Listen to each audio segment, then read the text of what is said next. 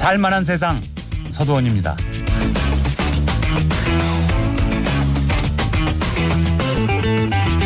미국의 물가 상승세가 시장의 예상치를 밑돌면서 연방준비제도가 더 이상 금리를 올리지 않을 거라는 기대감이 커지고 있습니다. 국내 증시와 경제에는 어떤 영향을 미칠지 신한투자증권 강북금융센터 곽상준 지점장이 분석해드립니다. 오늘도 TBS 앱 또는 50원 유료 문자 샵 0951 열어놓겠습니다. 궁금한 점 보내주시면 추첨을 통해서 스크린 골프의 대중화 정직한 가격 브라보 골프에서 스크린 골프 4인 이용권을 드립니다. 살만한 세상 오늘도 힘차게 출발합니다.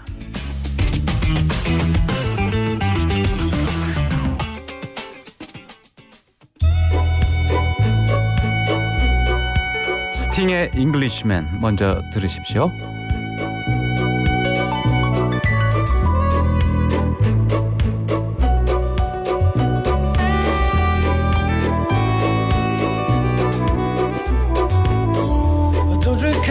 I take tea, my dear. I like my toast on one side. You can hear it in my accent when I talk. I'm an Englishman in New York. You see me walking down Fifth Avenue, a walking cane here at my side. Take it everywhere I man in New York. Whoa, I'm an alien. I'm a legal alien. I'm an Englishman in New York. Whoa, I'm an alien. I'm a legal alien. I'm an Englishman in New York. If manners make us manners, someone say he's our hero. Takes a man to suffer ignorance and smile. Be yourself, no matter what they say. Whoa, I'm an alien. I'm a legal alien. I'm an Englishman in New York. Whoa, I'm an alien. I'm a legal alien. I'm an Englishman in New York. Modesty, propriety, notoriety, you couldn't love as the only one. Gentleness, sobriety, rare in this society. The night candles brighter than the sun.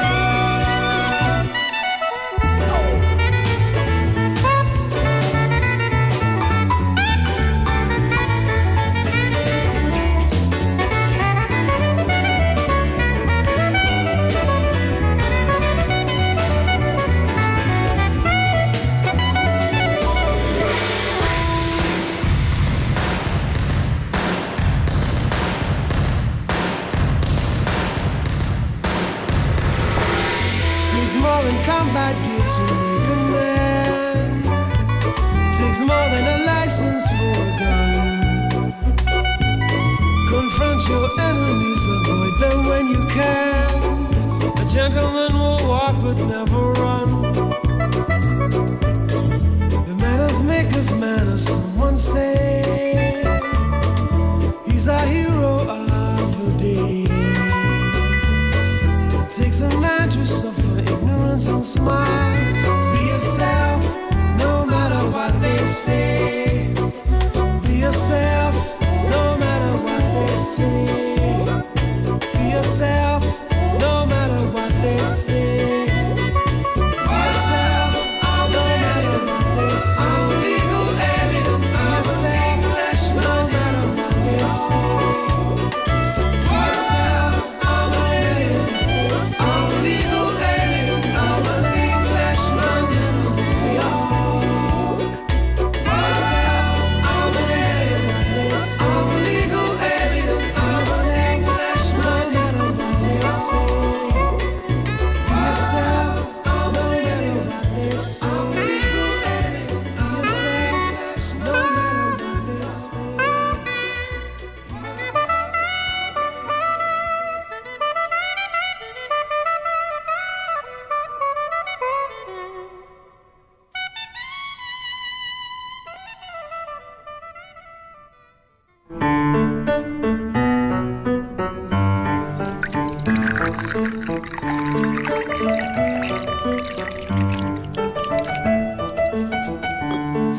따뜻한 차 한 잔과 함께 만나는 이 사람, 서두원의 티타임입니다.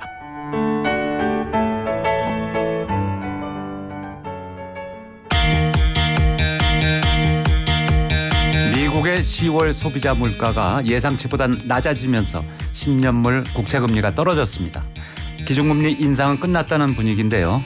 세계 경제 그리고 한국 경제에 좋은 소식이 될 수 있겠죠.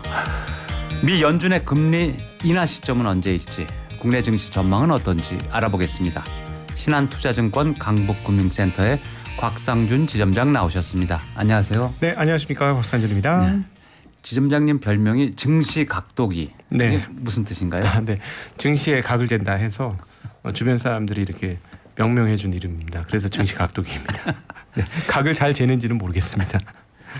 한 주의 시작인데요. 오늘 예. 오전 시황 어땠습니까? 네, 오늘 오전은 상승하면서 시작을 하고 있고, 특별히 그 동안에 조금 부진했던 2차전 지주들이 전반적으로 강세여서 시장 상승을 이끌고 있습니다. 그리고 대형주들이 대체적으로 강세인 흐름들 보여주고 있고요. 네. 네. 공매도 금지 조치 이제 네. 2주 지났잖아요. 그렇죠. 그 폭풍이 휩쓸고 간 상황 어떻습니까? 처음에 이제 공매도 금지가 발표된 다음이 이제 첫 번째 월요일은 대대적으로 폭등을 했습니다. 그러다 이제 그 이후 뭐 슬금슬금 좀 빠지기는 시작하는데, 그럼에도 불구하고 그 공매도 발표 전보다는 전반적으로 지수가 조금 더 올라 있고요. 네. 그리고 또 외국인들 매수도 그날 이후로 11월 6일 이후로 누적이 2조 3천억 가량 됩니다. 순매수. 그래서 전반적으로 그때보다는 뭐 좋아진 상황이고, 공매도가 뭐 나쁜 영향을 끼칠 건 없거든요. 공매도 금지가 주식시장 입장에서는. 그래서 전반적으로 분위기는 조금 더 좋아졌다, 이렇게 볼 수 있겠습니다. 그러면 공매도 금지 효과를 톡톡히 누린 종목이 있을 것이고 아닌 네. 종목이 있을 텐데요. 일단 기본적으로 공매도를 많이 당했던 대형주들이 반등이 조금 더 커요. 네, 확실히 모두가 공매도를 했던 건 아니기 때문에. 네. 네, 그래서 그쪽이 좋아졌고, 전반적으로 또 대형주들, 그리고 공매도 영향 없이도 외국인들이 이제 그 반도체나 이런 쪽을 조금 선호하는 부분이 있거든요. 그래서 그런 쪽도 가격이 좀 올랐고, 당연히 뭐 2차 전지도 공매도에서 가장 큰 타겟이 됐었기 때문에 소폭씩 다 올랐습니다. 공매도가 원래도 주식 전체가 다 해당되는 게 아니었잖아요. 네, 한국은 그 제한이 있죠. 300 몇십 개인가요? 네, 일단 코스피 200 종목이 있었고요. 과거에는 조금 넓게 퍼져 있었는데 코로나 때 200종 금지를 시키고, 그 다음에 200 종목만 열어놨고, 지금도 조금만 열려 있는 상태고 다 열진 않았던 상태입니다. 근데 이제 정부 당국에서는 이 공매도 관련해서 이게 저희도 이제 현장에 있으면서 실제로 공매도를 쳐보지 않은 사람, 그리고 또 안에 있지 않은 사람들은 이 구조가 어떻게 되는지 정확히 몰랐었는데 저도 깜짝 놀랐어요. 그러니까 수기로 진행이 되는 상황들이 굉장히 많았다고 하더라고요. 전산화가 아니고 예, 그렇습니다. 옛날식으로. 그러니까 한국에서 수기로 했다는 게 좀 이해가 안 되죠. 한국은 모든 게 전산화된 나라인데. 일본이면 또 몰라도요. 그렇죠. 맞습니다. 근데 이거를 이제 개선을 하겠다고 했으니까 아무래도 향후에는 뭐 방향이 훨씬 더 좀 개선된 방향으로 진행이 되지 않을까. 전산화 시키면 제가 기본적으로 생각하기에 구조적으로 불법 공매도나 이런 것들이 이루어지긴 굉장히 어려울 것 같습니다. 그러니까 쉽게 얘기해서 자기 계좌에 주식이 들어와야 팔 수 있다. 네. 그게 이제 진짜 매도고, 그걸 빌려서 파는 걸 공매도라고 하는데, 네. 그러니까 빌렸다는 게 서류상으로만 빌리지 않고 실제로 빌렸을 때 그래서 판다면 불법 공매도 문제는 상당히 해결될 수 있지 않을까, 그렇게 보고 있습니다. 네. 네. 공매도 금지 이후에 외국인 투자자들이 순매수를 많이 했다고 그러는데 네. 향방은 좀 왔다 갔다 하지 않았나 하는 네, 근데 지적도 있어요. 이 부분들이 이제 그 공매도 금지만으로 이어진 거냐, 아니면 뭐 다른 이유도 있느냐 하면, 제가 보기에는 공매도 이슈가 터지고 나서 이제 급격하게 외국 매수 들어온 것들, 그다음에 2차 전지 관련된 매수는 공매도 관련된 내용이라고 볼 수 있겠고, 나머지 이제 부분들은 미국 시장이 그 사이에 많이 올랐어요. 그랬죠. 네, 그렇기 때문에 그 영향도 받았기 때문에 두 가지가 같이 있는 것 같습니다. 네. 네. 경기가 안 좋다고 걱정하시는 분들 많죠. 오늘은 증시를 중심으로 경제와 관련해서 궁금한 점 보내주시면 좋겠습니다. 그럼 문자 저희가 소개해드리고 가능한 대로 답변을 드리도록 하겠습니다. 자, 지난주에 그런데 개미 투자자들이 촛불 집회를 하기도 했잖아요. 네. 그 어떤 상황인가요? 네, 그러니까 이 공매도 관련해서 가장 큰 이슈가 있고요. 기울어진 운동장이라고 생각을 하고 있는 거죠. 왜냐하면 몇 가지 이제 제한이 좀 다른데요. 그러니까 공매도를 했을 때 차입 기간, 차입 기간이 다르고 그다음에 그 차입할 수 있는 비율 그것도 좀 다릅니다. 그래서 이런 것들을 제발 정리를 해줬으면 하는 그런 바람들인 거고요. 근데 제가 보기엔 이번에 이런 개인들의 의견이 굉장히 많이 받아들여진 것 같아요. 그런 측면에서 참 다양한 점이고 앞으로는 이런 그 공매도 관련된 불협화음이 좀 없어지면 시장은 훨씬 더 투명해질 수 있지 않을까 하는 생각이 듭니다. 그리고 또 공매도라는 게 사실 언제부터 있었냐고 따져보면 세계에서 제일 최초로 주식 거래가 시작된 게 네덜란드의 동인도 회사예요. 네. 1600년대거든요.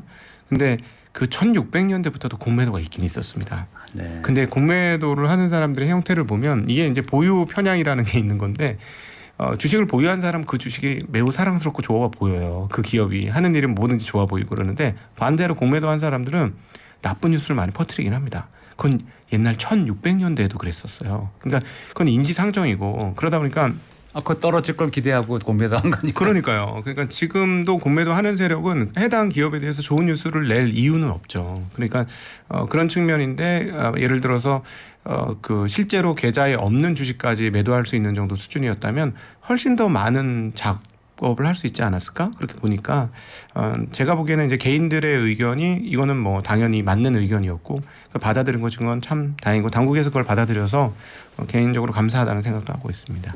근데 개인 투자자들 의견이 꽤 받아들여졌다고 하는데 네. 촛불 집회하고 이런 분들은 꼭 그렇게 생각하지는 않는 것 같아요.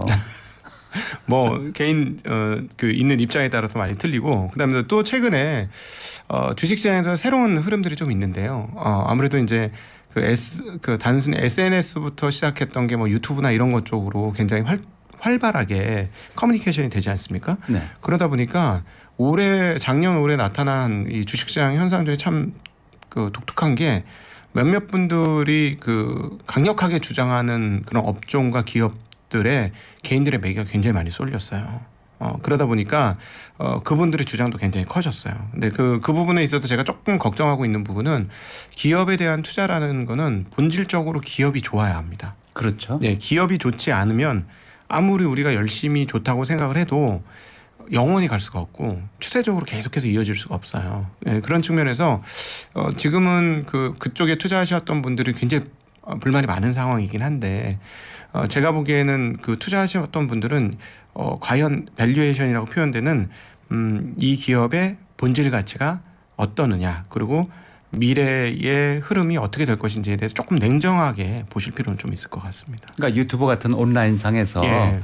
그 증시 관련 설명을 하고 이러는 분들 중에 이제 영향력 있는 분들, 그렇죠. 그러니까 이른바 인플루언서라고 할까요? 그렇죠. 주식 인플루언서들이 많이 생겼죠. 과거에 비해서. 그런 분들 주장에 따라서 이제 네. 개미 투자자들의 향방이 왔다 갔다 하고 있는 게 좀 불안해 보일 수도 있겠네요. 그럼요. 그러니까는 그 내용들 중에 맞는 내용도 있고 틀린 내용도 있고 막 섞여 있지 않습니까? 그러니까 그것들을 구분을 해야 하는데 문제는 뭐냐면 이제 사람의 인지 편향이라는 게 자기 귀에 듣기 좋은 거는 받아들이고 그렇죠. 예. 자기 귀에 듣기 좋지 않은 거는 안 받아들여요. 네. 그러다 보니까 그게 이제 같은 방향으로 쏠렸는데 그 쏠린 방향이 잘못된 방향일 경우는 서로 다칠 수가 있어요. 그래서 네. 그 부분이 굉장히 걱정이 되고 그래서 주식을 투자하시는 분들은 어떻게 하셔야 되냐면 내가 투자한 기업들의 본질적 가치가 정말 어떻게 되느냐. 그러니까 이 회사가 1년에 얼마 쉽게 얘기하면 본질 가치라고 하면 이렇게 생각하시면 좋아요. 내가 이 기업을 보유하고 있을 때 이 기업이 내가 투자한 대가로 얼마를 보상해 줄 것이냐.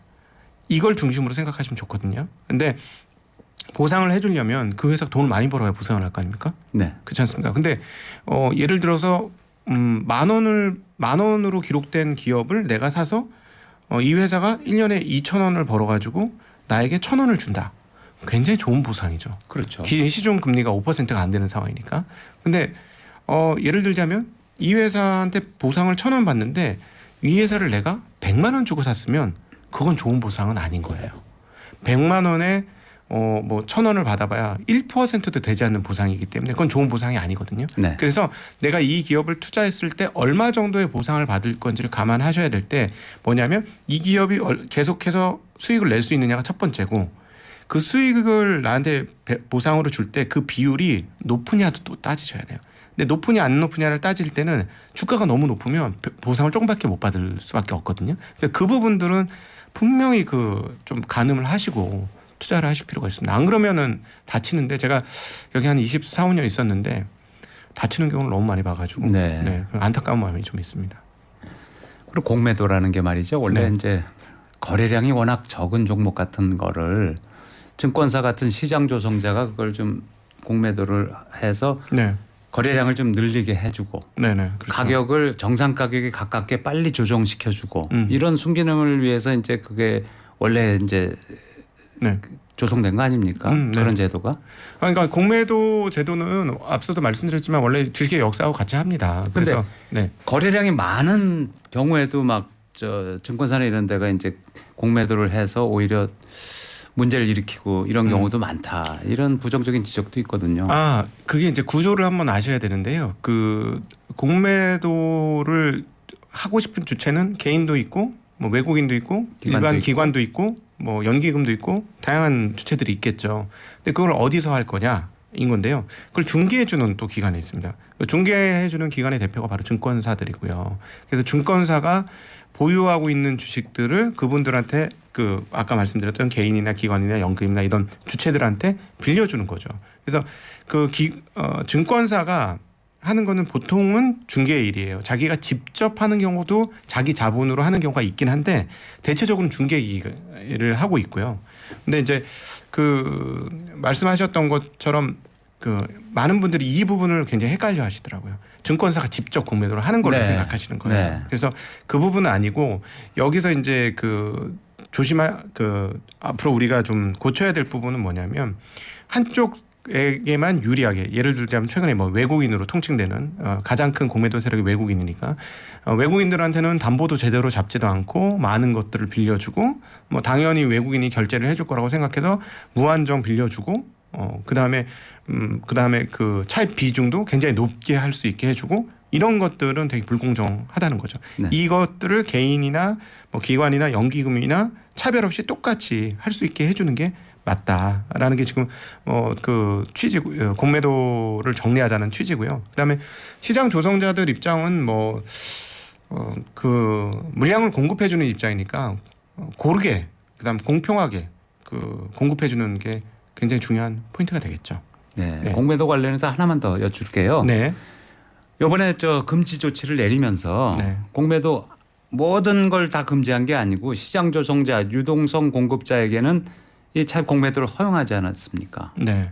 완전 금지된 게 아니죠. 그게 그게 불공평하다. 그리고 개인 투자자들이 이제 그 어떻게 되는 반발하는 측면이 거냐면 있고. 불법 공매도가 금지가 될 때 기존에 했던 걸 다 다시 환매수라고 합니다. 공매도를 다시 그 걷어들이는 거를 환매라고 하는데 다시 사는 거라고 그래서 그거가 되는 건 아니에요. 그게 이제 좀 착각이 있어지는데 기존에 공매도한 물량들은 그냥 유지가 되는 거예요. 근데 그 공매도 물량을 말씀하신 대로 만약에 증권사들이 뭐 외국인이라든가 그다음 기관한테만 주고 개인한테 안 준다.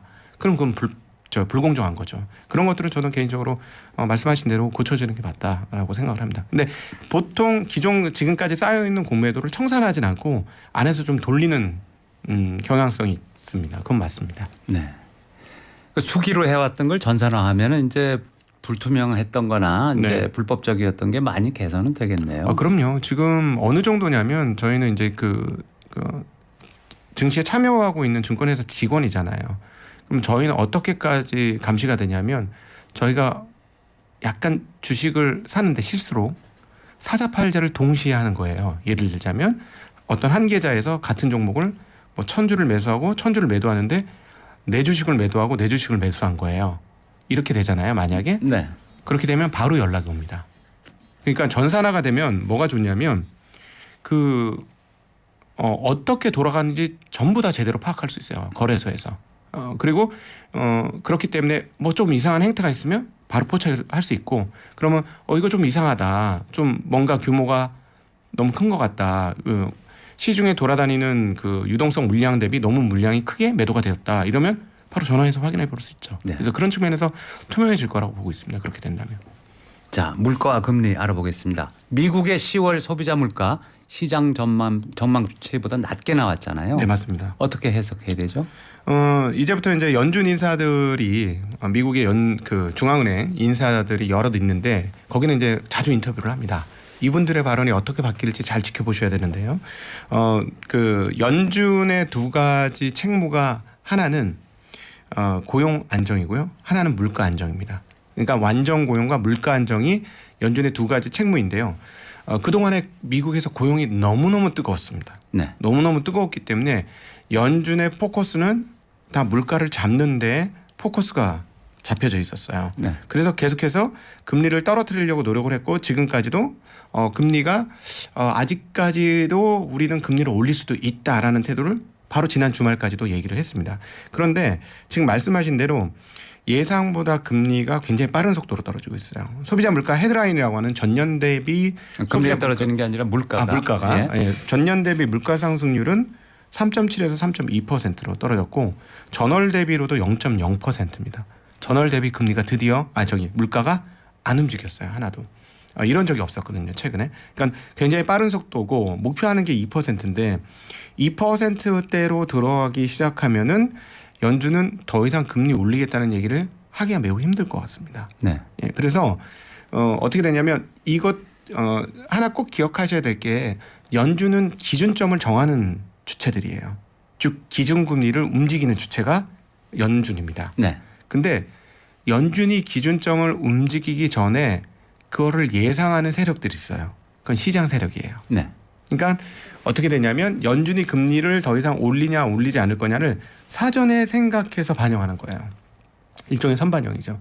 미국의 시중 금리는 이렇게 고용도 좀 꺾였고 그다음에 이렇게 인플레이션 소비자 물가 지수도 좀 꺾이다 보니 시중 금리는 벌써 내려갔어요. 네. 꽤나 많이 내려갔습니다. 기준금리 내려갈 거다. 예, 내려갈 미리 거다라고 예측하고. 생각. 그렇죠. 미리 예측하는 거죠. 그러니까 10년물을 우리가 기준물로 보는데 5.0%까지 갔었거든요. 네. 그게 지금 4.5가 깨졌습니다. 예. 예, 그러니까 0.5% 이상 떨어진 거니까 그렇죠. 예, 굉장히 많이 떨어진 거죠. 그러니까 만약에 앞으로도 이렇게 소비자 물가 지수가 더 이상 안 오른다고 하면 연준은 그동안처럼 계속 금리를 올릴 거야.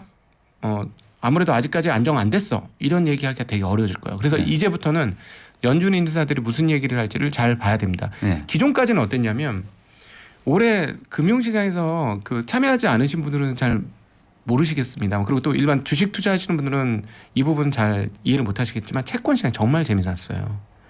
채권 시장이 뭐라 그럴까요? 붐앤 버스트? 탐욕과 공포? 둘 가운데서 왔다 갔다 했습니다. 중간이 없었어요. 예. 그러니까 어떤 흐름들을 1년간 궤적에서 보여줬냐면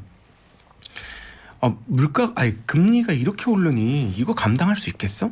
그리고 장단기 금리라는 것도 역전됐잖아. 즉 장기는 오래 빌려주는 거고 단기는 짧게 빌려주는 거니까 금리는 보통 오래 빌려주는 게 비싸요. 금리가 높게 형성되어 있거든요.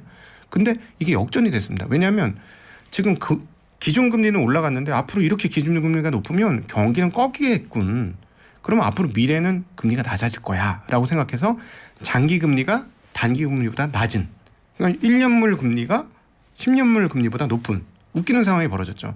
자, 생각해보세요. 내가 돈을 빌리는데 1년 빌리면 5% 이자 주는데 10년 빌리면 3% 이자 준다.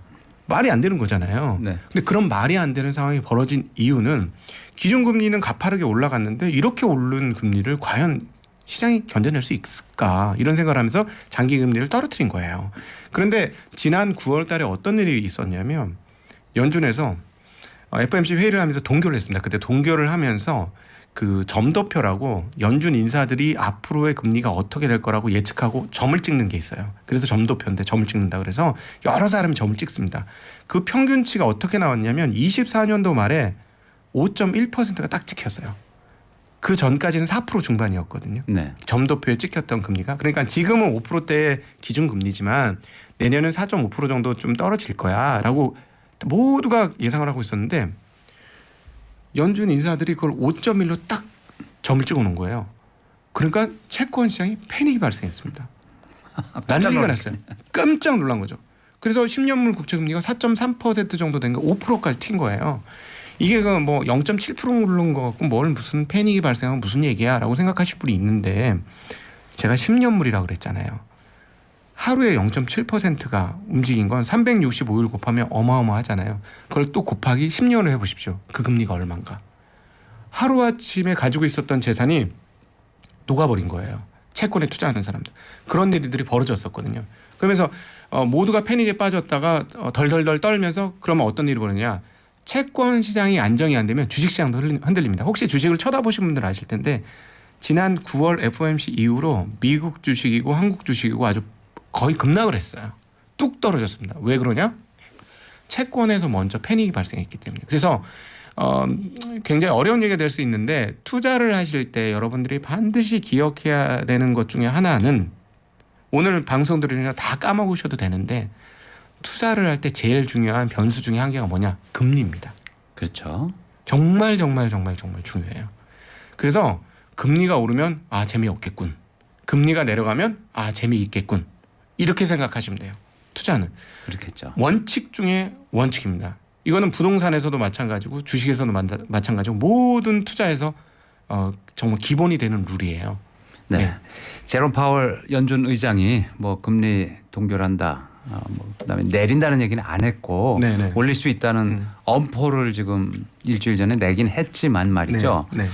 동결은 뭐 당연한 거고 네. 이제 인하까지도 당연히 나올 거다. 이렇게들 네. 전망하지 않나요? 근데 제가 아까 채권 시장이 패닉 아니면 붐 아니면 공포 아니면 열광 탐욕에 가득했다 했는데 여기가 중간이 없습니다. 지금 그렇게 막 쫄았던 채권 시장이 고용이 좀 꺾이고 소비자 물가 지수가 꺾이니까 바로 5.0에서 바로 4.4까지 바로 내리꼽았어요. 즉 이건 폭등한 겁니다. 네.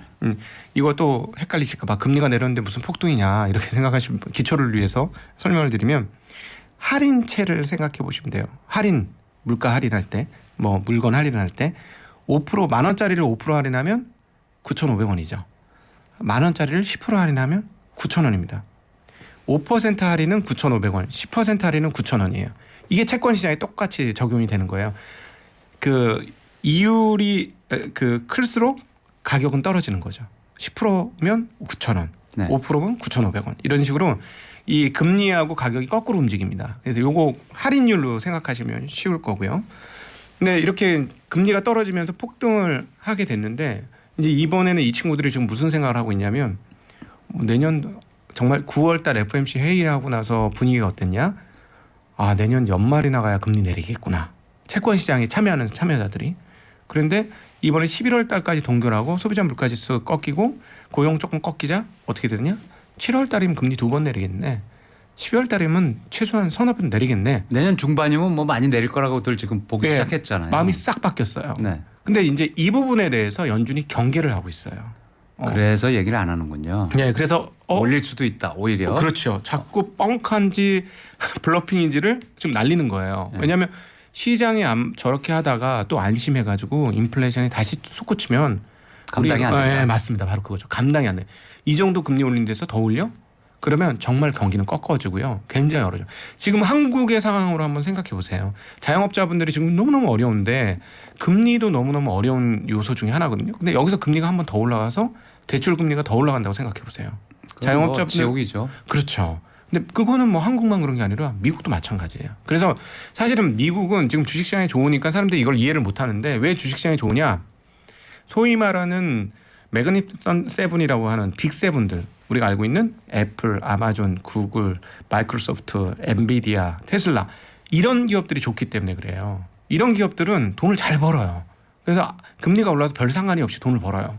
그런데 미국의 중소형 기업들이 포진되어진 지수가 있습니다. 러셀 2000이라고 있거든요.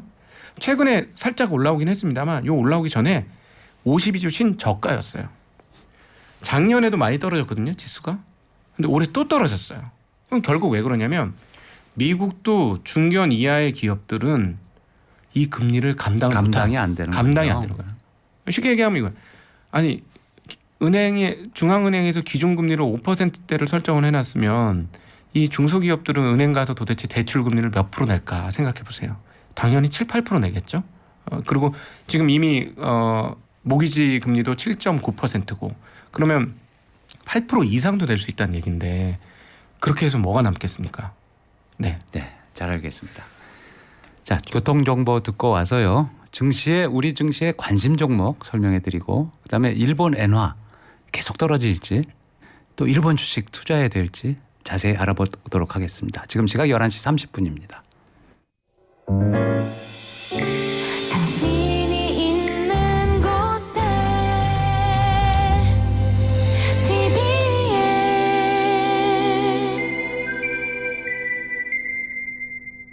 11시 30분 TBS 정보센터입니다. 서울시내 올림픽대로 공항 쪽으로 청담동 주변 정체고요. 이후로 가양대교 조금 못 간 지점 3, 4차로에서는 차량 여러 대의 사고가 있었고요. 지금 3, 4차로 2개 차로가 통제되고 있다 보니까 뒤로 월드컵대교부터 가양대교 사이가 정체입니다. 반대 하남 쪽으로는 방화대교에서 월드컵대교 사이 시속 30km 내외고요. 이후로 노량진 수산시장에서 청담동 사이는 서행 정도로 이동합니다. 강변북로 구리 쪽으로는 서강대교에서 반포대교 사이 시속 30km 내외고요. 고속도로 중에는 수도권 제1순환고속도로 판교에서 구리 쪽으로 서하남에서 광암터널까지 또 하남분기점에서 상일 사이로 각각 정체입니다. 그리고 영동고속도로 강릉 방면으로는 반월터널에서 부곡 또 신갈분기점 부근과 서용인 분기점에서 용인 사이 군데군데 속도가 줄어 있습니다. TBS 정보센터였습니다.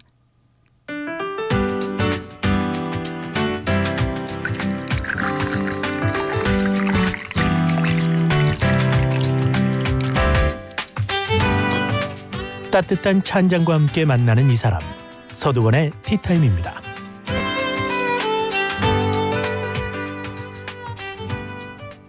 신한투자증권 곽상준 지점장님과 말씀 나누고 있습니다. 지금 엔화 네. 뭐 끝모르게 추락하고 있는데 깜짝 놀랄 정도로 지금 추락하고 있는데 그러면 이 슈퍼 엔저 네. 언제까지 갈지? 예, 시중에서는 지금 광란의 엔저라고 표현하고 그래서 일본 여행객들의 상당 부분이 지금 한국 사람으로 뒤덮이고 있죠. 그래서 일본의 여행 수준은 지금 한국에서 다 먹여 살려준다 뭐 이런 상황인데 근데 이제 2000년부터 이래로 이 정도 가격 그러니까 800원대 엔화를 사면 반드시 큰 수익을 얻었다. 그래서 실제로 그렇습니다. 네. 이 가격대에서 엔화를 사면 반드시 수익을 얻었기 때문에 많은 사람들이 엔 투자를 하겠다고 지금 달려드는데 여기에서는 조금 근원적인 상황들을 좀 몇 가지 아시고 주의를 좀 당부드릴 필요가 있을 것 같아요. 뭐 투자를 하시는 거는 본인들의 선택에 의해서 결정을 하면 되겠습니다만은 상황이 어떤지는 좀 분석을 하고 가셔야 될 것 같거든요.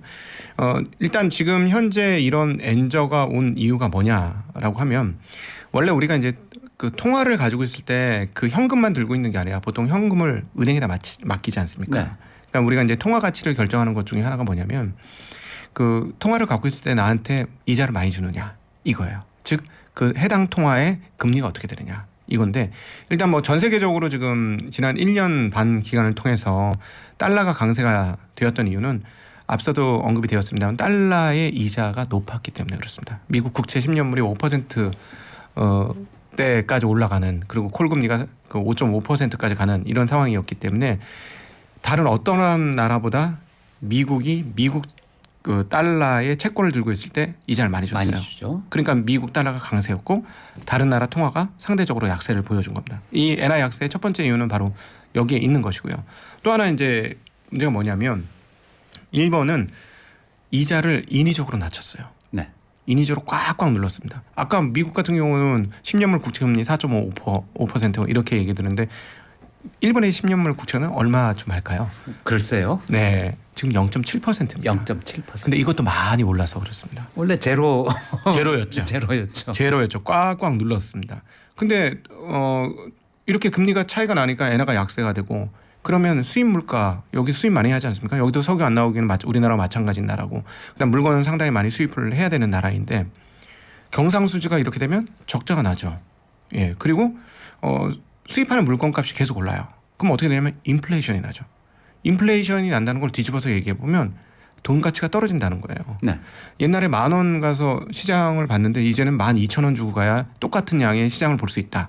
이건 2,000원만큼 돈이 값어치가 떨어진 거거든요. 그렇죠. 일본이 대대적으로 지금 그런 사태가 벌어진 겁니다. 그런데 문제는 뭐냐면 일본 정부에서 이거를 문제의식을 느끼느냐 안 느끼는 게 문제예요. 왜 그러느냐 도대체.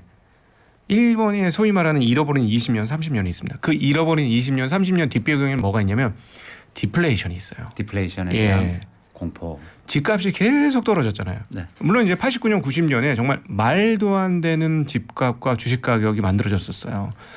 어느 정도냐면 그 황실 주변에 땅을 팔으면 캐나다 토지를 다 사고 미국의 땅을 팔면 일본의 땅을 팔면 미국의 땅을 2번이나 사고 또 남는. 그리고 세계 시가총액 탑10 중에 7개 기업인가가 일본 기업인 정말 그 버블 중에 초유의 버블이었습니다. 물론 일본이 굉장히 잘했기 때문에 잘 나갔기 때문에 그런 일이 벌어지긴 했었는데 그때 인위적으로 N 강세를 만들었거든요. 네. 미국에서 플라자 합의를 통해서 야 너희들 우리한테 맨날 이렇게 수출 많이 하고 하는 거 보니까 니네들 엔화가 싸서 그래. 빨리 엔화 강세로 돌려. 그러니까 일본에서는 그 엔화 강세가 되니까 N 가치가 높아지는 거 그걸 가지고 온통 세상의 모든 것을 산 거예요. 그러면서 N을 갖고 있을 때 엄청난 수익을 냈죠. 이게 이제 80년대 90년대 초반까지의 일본의 이야기인데 근데 그게 버블이 너무 심했었습니다. 다 아시다시피 그게 무너지게 되자 정말 초장기 디플레가 왔어요. 네. 그러니까 일본은 오매불망 뭘 원하냐면 제발 인플레 좀 만나봤으면 좋겠다. 도저히 인플레이션은 뭐 영원히 안 온 손님인가 보다. 이러고 있었는데 미국에서도 돈을 풀고 코로나 이후에 일본에도 돈을 어마무시하게 풉니다. 그러니까 드디어 인플레가 본격화된 거예요. 그런데 지금 일본 정부 당국은 이 인플레이션이 반갑지 디플레가 다시 올까 봐 두려운 거예요. 그러니까 어떻게 되냐면 처음에 인플레를 유도하기 위한 정책을 꽤나 오래 했습니다. 이게 아베의 세 가지 화살이라고 들어보신 분들이 있으실 네. 거예요. 그러니까 일본 엔화를 약세로 하기 위한 정책 중에 하나가 인위적으로 금리를 없애버린 겁니다. 네. 예, 일본 돈의 금리를 없애버렸어요. 그래서 그리고 또 하나는 뭐냐면 통화를 마구마구 찍어냈습니다. 마구마구 찍어낼 수 있는 이유 중에 하나는 얘네는 달러 표시로 찍어낸 게 아니고 자국 내에다가 채권을 찍어서 쭉 뿌린 거예요. 네. 근데 그 채권 누가 샀느냐? 일본 은행이 샀습니다. 절반 이상은. 그리고 일본 국민들이 샀어요. 그러니까 통화량을 엄청나게 늘렸어요. 그렇게 늘려서 인플레이션이 안 오니까 계속해서 늘린 거예요. 그러니까 정말 오랜만에 맞이한 인플레이션이라는 손님이 반갑기 때문에 현재 지금 일본 은행에서 하고 있는 얘기는 아직 우리는 이걸 처리할 생각이 없다라는 겁니다. 네. 근데 그 사이에 지금 일본 엔화가 도대체 얼마입니까? 엔화 달러 대비 한 2년에 걸쳐서 한 50% 날아갔어요. 근데 그 아베의 세 가지 화살의 목적지가 어디에 있었냐면 일본 기업들이 돈 잘 벌게 해줄게. 그렇게 하기 위해서 엔화 가치를 낮춰줄게. 그러니까 수출 열심히 해서 돈 잘 벌어. 대신에 돈을 잘 벌면 너희들 직원들한테 월급을 많이 줘. 그러면 이제 경기도 살아날 거다. 예, 그러면 일반인들이 돈이 많아지면 주머니에 돈이 많아지면 돈을 잘 쓰겠죠. 그럼 경기 활성화될 거고 그때까지를 기다리는 건데 최근에 우에다 가서 일본 총재가 무슨 얘기를 하냐면 선순환이 이루어지는 것 같긴 한데 아직 조금 더 봐야 되겠다. 이런 얘기를 하는 거예요. 그러면 금리가 계속 낮고 시중의 통화는 계속해서 늘어나 있는 상황이죠. 그러니까 금리는 안 주는데 통화가 이렇게 높고 그다음에 수출입 상황들은 계속 적자다. 그럼 사실 상식적으로 봤을 때 통화가 강세가 될 가능성이 없는 거예요. 예.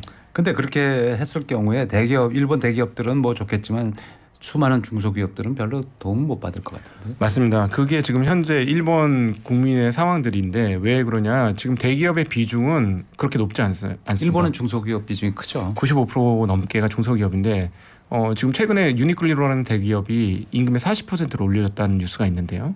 근데 이 유니클로는 우리나라에도 있지 않습니까? 이건 그 국제적인 기업이에요. 네. 다국적 기업이죠. 사실 따지고 보면 일본 국적이 있긴 하지만 근데 그 달러화 기준으로 그러면 월급을 주지 엔화 기준으로 월급을 안 줄 거 아닙니까? 네. 그럼 달러 기준으로 주면 일본 사람들도 그 기준에 맞춰서 월급을 줘야 될 거 아닙니까? 달러 가치가 올라서 임금이 오른 거예요. 그러니까 40%로 올라줬어도 정말 어느 정도 오른 것이냐라는 거죠.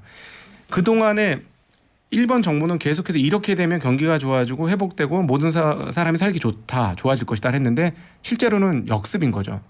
그 연금 생활자들이나 이런 쪽은 역습이 벌어진 거예요.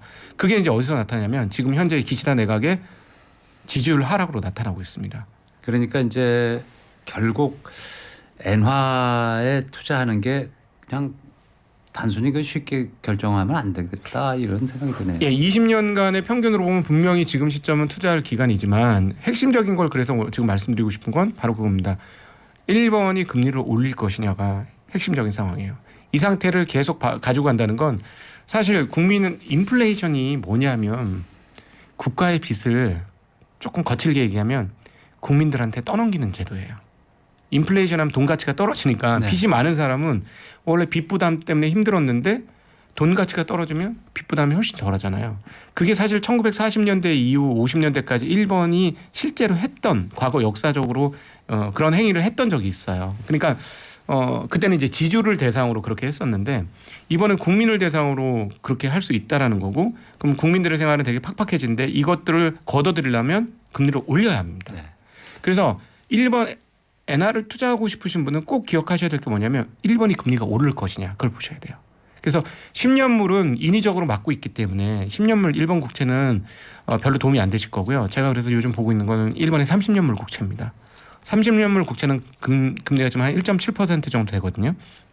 이게 인플레이션보다 높은 금리로 올라가게 된다면 실제 금리가 올라가고 있고 시간차를 두고 결국은 인위적으로 눌렀던 금리도 올라갈 것이다. 금리가 올라가면 돈 가치도 같이 올라갈 거예요. 그러면 이제 그게 이제 가시화되면 1번 투자가 재미를 볼 것이고 그렇지 않고 현재 상태를 그대로 내버려두면 언제 도대체 이게 강세가 될지 장담 못한다는 그런 말씀드리고 싶습니다. 네. 아직은 장담할 수 없는 상황이에요. 네, 그렇죠. 일본 정부의 입장을 보면 네. 그 질문 여러 가지가 들어와 있는데요. 그러면 일본의 30년 저성장이 끝났다는 의미인가요? 여기에 대해서는 상당 부분 지금 설명을 해주신 것 같은데. 네. 그것도 좀 두고 봐야 된다는 얘기네요. 이 지금 그 대기업들은 분명히 좋아지고 있는데 이게 모든 기업들로 퍼져 나갈 수 있느냐. 대기업이 차지하는 매출 총 비중은 약 한 30% 가까이 되는 것 같습니다. 근데 30%만 좋아진다고 다 좋아지는 게 아니니까 그러니까 일반 저변까지 좋아지는 데까지는 중소기업이나 이런 쪽도 임금을 올려야 되는 거거든요. 거기에 성공할지는 좀 지켜봐야 합니다. 그거는 이제 일본 당국에서도 지금 지켜보고 그렇죠. 있는 거고요. 네. 그리고 엔화 떨어진 상태인데 투자는 어떻게 보시나요? 네. 방금 설명해 주시고. 네네. 금리 상황을 보시고 결정하시는 게 좋겠다. 네. 미국은 왜 일본 엔화 약세를 눈 감고 있는 걸까요? 이런 질문인데 네. 지금 미국이 그거를 뭐 어떻게 할 수 있는 상황은 어떤 작은 부분일 것 같은데. 이거는 이제 제 한도를 벗어나는 어려운 질문인데요. 이건 지정학이 담겨 있는 것 같습니다. 왜냐하면은 중국과 정치 외교적 측면이 있으니까. 중국과의 경쟁 관계가 확연해졌기 때문에 중국과의 싸움에서 이기려면 우군이 있어야 되고 우군이 필요하다면 아시아권에서는 제 1번으로는 한국보다는 역시 1번이거든요. 네. 그거는 뭐 옛날 건국 때부터 따져 보시면 해방 이후에 그 2차 대전 이후의 상황들을 보시면 중국이 공산화의 길을 걸으면서 어쩔 수 없이 원래 중국이 공산화 안 됐으면 미국은 중국과 같이 무언가를 하려고 했었을 수도 있어요. 그 옛날부터. 근데 중국이 공산화되면서 그때 지금의 그 공산주의와 1950년대 공산주의는 질적으로 완전히 다릅니다. 공포감에 있어서. 그때는 정말 어마무시한 공포였고요. 그래서 1번을 주체로 삼아서 파트너로 삼아서 동아시아 전략을 펼쳐왔기 때문에 지금 또다시 이제 중국을 제어해야 되는 입장에 있을 때 1번의 경기 활성화를 눈 감아줄 수밖에 없는 게 그 미국이 아니겠느냐라고 생각이 듭니다. 근데 이 부분은 사실 경제와 지정학이 같이 엮여서 정치하시는 분들하고 같이 얘기를 더 섞어봐야 되는 내용이 아닌가 싶습니다. 자, 그럼 국내 증시 얘기하겠습니다. 네. 주가 50만 원 이상인 종목. 그 2년 만에 10개에서 4개로 줄었다는데 이건 어떻게 보십니까? 시장이 빠져서 그렇습니다. 시장이 지난 2년간 엉망이었다는 얘기고요. 네. 그리고 이제 사실은 2년 전 코로나 끝나고 21년도에 시장이 또 너무 좋았다는 얘기도 합니다. 네. 그러니까 앞서도 말씀드렸습니다만 오늘 방송을 듣는 분한테 아주 중요한 팁 중에 하나 아까는 금리를 하나 얘기 드렸고 또 하나 뭐 그와 연결된 얘기인데 정말 잊지 말으셔야 될 게 시중에 돈이 많으면 자산시장은 좋아집니다. 네. 시중에 돈이 없으면 자산시장 나빠져요. 뭐 그렇게 뻔한 얘기를 하느냐 하실 수 있는데요. 이거를 제대로 기억하기 어렵습니다. 이게 정말 진리예요. 경제에선 진리입니다. 그렇죠. 이제 투자하려다 보면 숲을 못 보고 나무만 자꾸 보게 되니까. 네. 그리고 말이죠. 2차 전지 얘기 많잖아요. 네, 그렇습니다. 지금 뭐 에코프로도 지금 관심 종목이고. 네. 2차 전지 관련 주식들 어떻게 보십니까? 저는 개인적으로 이제 전기차를 한 2년 반 정도 타고 있어요. 동력 성능이나 이런 것들은 굉장히 훌륭합니다. 쉽게 얘기하면은 동력 성능만 따져보면 보면은 한 2억 5천 포르쉐가 한 2억 5천쯤 하지 않습니까? 한 5천만 원에도 구현할 수 있는 게 전기차예요. 네. 포르쉐의 직진성 뭐 이런 것들 빠르게 그 속도가 올라가고 이런 것들 그러니까 동력 성능에서 압도적인 우위가 있기 때문에 저는 시간이 문제지 전기차로 다 전환이 될 거라고 생각을 합니다. 근데 문제는 뭐냐면 전기차 아직까지 조금 비싸죠. 네. 그래서 지금 고비를 맞이했어요. 이거는 전기차가 고비라면 2차 전지도 고비인 거예요. 시장의 성장에 대해서는 저는 의심하지 않고 그리고 개인적으로는 또 지향도 전기차로 바뀌는 게 공해 문제도 좋고 해서 바뀌는 게 맞다고 생각합니다. 그리고 그 앞으로 뭐 자율주행이나 이런 것들 그다음에 자동차의 컴퓨터와 이런 것들을 감안해 보면 기존의 내연기관으로는 한계가 있어요. 무조건 전기화되는 것이 맞다고 네. 생각을 합니다. 그래서 이게 이제 당의 방향성이긴 한데 문제는 뭐냐면 이것도 금리하고 연결이 되어 있는데요. 금리가 낮을 때는 보통 이제 자동차를 살 때 뭐 이렇게 동네 빵집 가서 뭐 먹고 싶은 빵과 케이크 사가지고 와서 사듯이 그렇게 사는 게 아니잖아요. 마음 생각해보고 고민해보고 대출 끼고 오토론 이런 것들을 쓰게 되죠.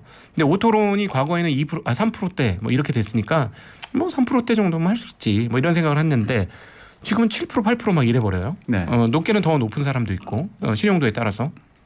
그러면 이게 무슨 말이냐면 차값에 거의 10%를 더 주고 사는 개념이지 않습니까? 네. 그러면 이러면 사람들이 차값에 부담을 느끼기 시작합니다. 그렇죠. 그러니까 갑자기 전기차가 잘 안 팔리기 시작하는 거예요. 최근에 지금 전기차가 인기가 떨어졌어요. 예, 인기가 떨어진 이유는 전 가격이 비쌌기 때문이라고 생각해요. 그래서 뭐 할인도 많이 한다 그러고. 그렇죠. 막 1,400만 원씩 뭐 현대차 매장에 가니까 그렇게 하더라고요. 그럼에도 불구하고 내연기관 차보다 가격은 훨씬 비쌉니다. 그렇죠. 예, 그러니까 그게 부담이 되고 있는 거예요. 그러니까 사실 다 현재 2차 전지하고 다 맞물려 있는 거 아닙니까? 그렇죠.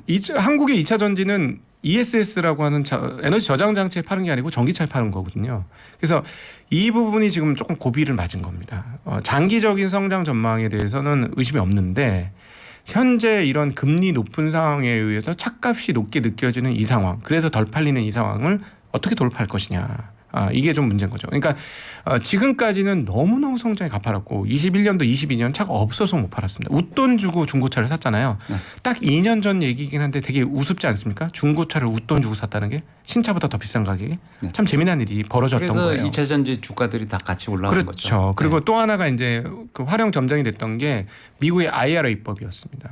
근데 이제 문제는 뭐냐면 전 세계에 지금 전기차를 만드는 메이커들이 가격 부담에 의해서 안 팔리다 보니까 올해 판매 계획을 상당히 많이 축소하고 있어요. 그러면서 2차 전지 공장을 늘리기로 했던 것들도 많이 줄이고 있는 상황입니다. 네. 그래서 제가 보기에는 뭐 한 5년 10년의 시계열로 보면 당연히 우상향하고 좋아질 거라고 보여지는데 단기적으로는 이런 고비를 만난 거예요. 그럼 단기적으로 2차 전지 주가도 약간 횡보할 수 있다. 네, 고비이죠. 이 네. 고비를 어떻게 돌파할 것이냐 이것들이 지금 현재 좀 문제고요. 근데 이제 장기적으로 보면은 뭐 예, 상관없지만 좋아지는데 또 조금 구분하셔야 될 게 아까도 말씀드렸지만 10,000원짜리 기업을 갖고 있는데 1,000원 배당을 해주면 훌륭하죠. 근데 100만 원짜리 갖고 있는데 1,000원 배당을 해주면 그건 뭐 말이 아무것도 안 아닌 되는 거예요. 거죠. 네. 그래서 2차 전지에서 보면 섞여 있습니다.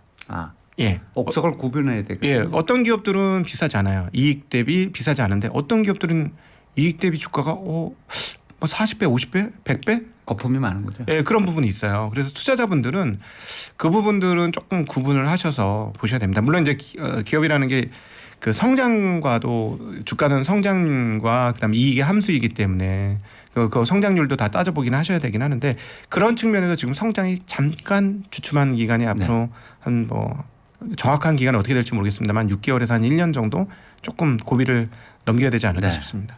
자, K-팝, K-드라마 지금 세계적으로 열풍인데요. 그래서 국내 주요 엔터테인먼트 기업들 주가가 좋았었는데 굉장히 하락했다고요, 이번에? 네, 많이 떨어졌죠. 네, 며칠 전에. 이게 주식이란 걸 저희가 직접 투자를 해보면 중력의 작용이 작동하는 것 같아요. 중력. 네, 가격이 비싸면 중력이 더 세게 끌어잡아당기는 그런 게 있는 것 같습니다. 왜냐하면 너무 성장도 잘하고 좋았어요. 뭐 흠잡을 데 없이 좋은데 아까 2차 전지 중에 일부는 비싸다고 말씀드린 거 똑같이 엔터테인먼트 업종 너무 좋고 너무 성장 잘하고 있었지만 조금 비싼 가격이었거든요. 네. 근데 그러는 참에 뭐가 있었느냐? 2차 전지하고 똑같습니다.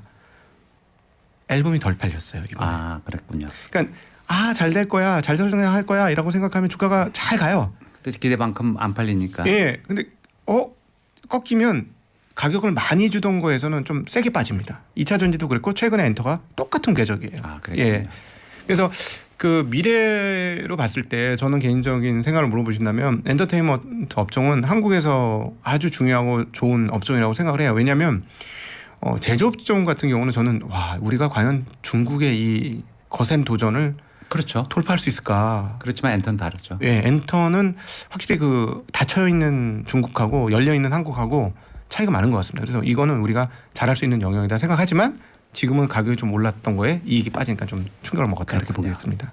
교통정보 듣고 돌아오겠습니다. 지금 시각 11시 50분입니다.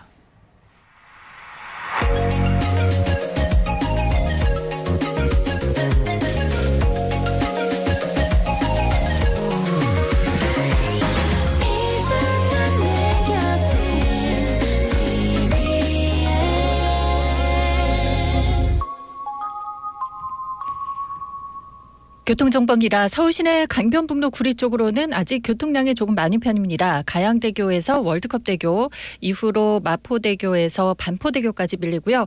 강 건너편 올림픽대로 하남 쪽으로는 가양대교 전후 구간과 여의도에서 반포대교까지 서행되고 있습니다. 반대쪽 공항 쪽으로는 현재 한남대교에서 동작대교나 양화대교 일대 속도가 떨어지고요. 분당에서 서울 들어가는 길 분당 내곡로는 다 수월해졌습니다. 다만 분당 수서로는 아직 복정부터 탄천 1교까지 속도 회복이 안 된 상태고요. 도심에서는 오늘 오후 2시 세종대로 동화면세점 앞에서 집회가 시작되겠습니다. 현재 집회 준비 때문에 세종대로 서울역 쪽으로 동화면세점 앞은 2, 3, 4, 5, 6차로 5개 차로가 통제되고 있고요.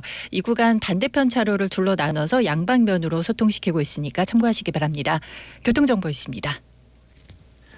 네, 지점장님. 지금 네. 외국인하고 기관 투자자가 반도체 또 개인 투자자들은 2차 전지 뭐 이쪽 관심들 갖고 있는데 지금 관심 둬야 할 종목은 뭐라고 보십니까? 2차 전지는 아까 말씀드렸듯이 가격이 싼 기업들은 뭐 괜찮다고 생각을 하고요. 그 찾아보시면 있습니다. 그런 것들이. 반도체 같은 경우는 최근에 챗 GPT-4 터보를 하겠다고 발표를 했어요. 정말 놀랍습니다. 그건 누가 발표했죠? 네, 오픈 AI. 요즘 사실 오픈 이것도 AI가. 오늘 굉장히 큰 한 꼭지인데 지금 시간에 대해서 이거 다 말씀 못 드리고 오픈 AI에서 지금 쿠데타가 발생했어요. 이것도 너무너무 재미난 일인데 걔네가 조금 밀리지 않을까 걱정했던 사람들 아주 좋아하겠어요. 지금 챗 GPT가 결국 왜 이런 일까지 벌어졌나 생각을 해보면 저희가 생각하는 것보다 인공지능이 훨씬 더 많이 진보한 것 같습니다. 위험에 대한 경계감이 있는 것 같습니다. 그러니까 사람 같은 AI가 지금 등장을 한 거죠. 네. 거기에서 서로 간의 불협화음이 좀 있었던 것 같아요. 그거는 이제 차차 밝혀질 것으로 예상을 하고요. 그런 측면에서 보면은 AI가 앞으로 어떻게 될 것이냐, 저는 거의 모든 영역에 보편할 것으로 보여집니다. 우리가 지금 스마트폰을 쓰는 것처럼 AI도 범용이 될 거라고 생각해요. 반도체 중요성은 점점 올라가고. 그럼요. 그러면 반도체 소요량이 엄청나게 커질 겁니다. 그래서 언제 어떻게 오를지는 잘 모르겠는데 하나 자신 있게 말씀드릴 수 있는 건 시간이 약이다. 삼성전자 물리는 분들이 굉장히 많아요. 21년에. 그런 분들한테 제가 항상 드리는 말씀이 뭐냐면 시간이 약이다. 네. 느긋하게 좀 기다려라. 때가 올 것이다. 걱정하지 마라. 예, 이런 말씀드립니다. 왜냐하면 반도체 수요가 지금은 21년, 22년에 너무 많이 뻥 터져가지고 그 공간을 메꾸는 상황이지만 시간이 지나면 다시 더 늘어나요. 그러니까 한국은 그런 측면에서 오히려 굉장히 좀 수혜를 입는 국가다라고 볼 수 있겠습니다. 그럼 반도체, 네. 2차 전지 말고 또 다르게 주목해야 될 주식이 있을까요? 지금 앞서 엔터 주식 얘기를 했는데 엔터 주식이 만약 여기서 더 많이 빠진다면 그러면 사야죠. 항상 우리는 빠질 때는 관심을 가지시고 오를 때는 관심을 좀 닫아두실 필요가 있습니다. 제가 그래서 항상 드리는 말씀이 뭐냐면 여러 번 말씀드리는데 사람 많은 곳에 가지 마라 이런 말씀드려요. 네. 모든 사람들이 웅성웅성 있는 데는 가격이 이미 다 반영이 돼서 가격이 높게 형성돼 있다. 거기 가면 좋은 가격에 살 수 없다. 주식은 아무리 좋은 기업도 좋은 가격에 사야 돼요. 네.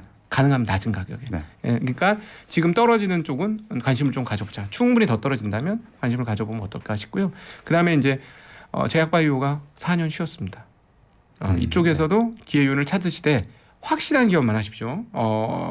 너무 꿈 얘기하는 거 말고 실적이 정확히 드러나는 네. 그런 쪽이 좋을 것 같습니다.